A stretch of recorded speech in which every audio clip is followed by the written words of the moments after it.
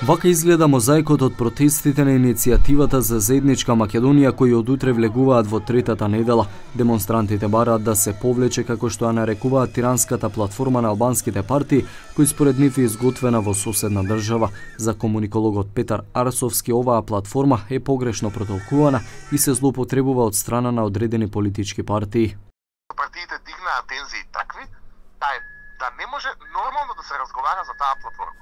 Инаку ние би требало нормално да разговараме за сите можни барања, за некои да се договориме, за некои да најдеме компромис.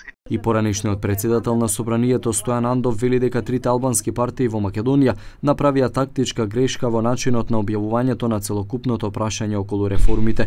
Тој во интервју за Радио Слободна Европа вели дека оваа грешка имаше влијание за големо национално мобилизирање на македонците. Настрана тоа каде е направена таа платформа, туку и што тоа се постави како документ земи или остави. Да нема разговор за тоа, туку да е тоа диктат. Кога нешто сака да се постигне како договор, има смисла само ако за тоа се разговара и ништо претходно не е готово и не е непроменливо. За се може да се разговара. Тоа беше, таа грешка беше, мислам, и таа грешка направи, придонесе за една голема, да речам така, национална мобилизација на македонците. Мислам од целата таа работа има многу фалш работи, многу погрешно разбрани работи, погрешно сервирани работи и така натаму.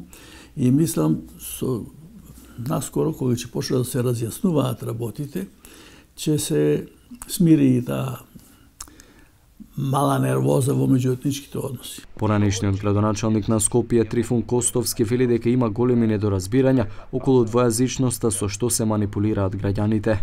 Погрешно двојазичност во институции кај што ги имат и кај што си тие застапени. Тој не ти бара двојазичност во Баландово, во Дојран, во Струмица, во Гевгелија. Они сакаат на централно ниво. Значи, многу погрешно платформата и вие ја тумачите. Јас сакам во мојот албанец да има мој сограѓани во кој што и во лошо, посебно кога е лошо, ќе ми биде мене крп. Протестите организирани од страна на иницијативата за заедничка Македонија се одржуваат во неколку градови во земјава со пораки против двојазичност и како што велат за зачувување на унитарноста на Македонија. Може сите малку понатаму да се распоредиме. Ве молам.